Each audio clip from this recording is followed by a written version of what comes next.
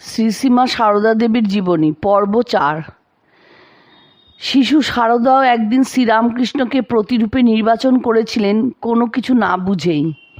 শিহর সারদা দেবীর মামাবাড়ি শ্রীরামকৃষ্ণের ভাগ্নে হৃদয়রাম মুখোপাধ্যায়ের বাড়ি শিহরে। গ্রামের এক ধর্মীয় সঙ্গীতা অনুষ্ঠানে বহু লোকের মধ্যে ঘটনাচক্রে গদাধর উপস্থিত আছেন।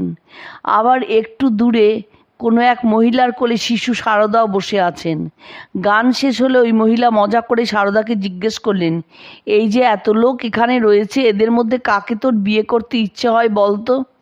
অমনি শিশু সারদা দুহাত তুলে শ্রীরামকৃষ্ণকে দেখিয়ে দিলেন। এইভাবে কোনো এক দৈব প্রেরণায় এরা দুজনেই দুজনকে নির্বাচন করে নিয়েছিলেন।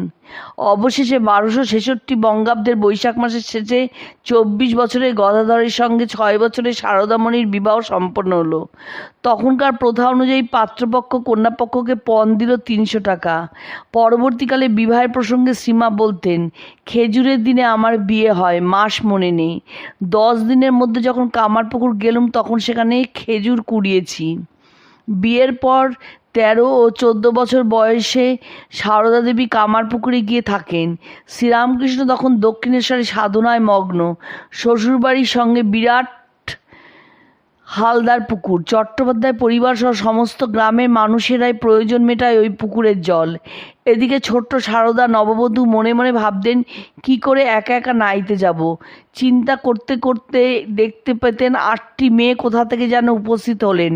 শ্রীমাও তাদের সঙ্গে রাস্তায় নেমে পড়তেন। মেয়েগুলির মধ্যে 4 জন তার আগে, 4 জন তার পিছনে পিছনে চলতেন। আর ভয় করতো না তার।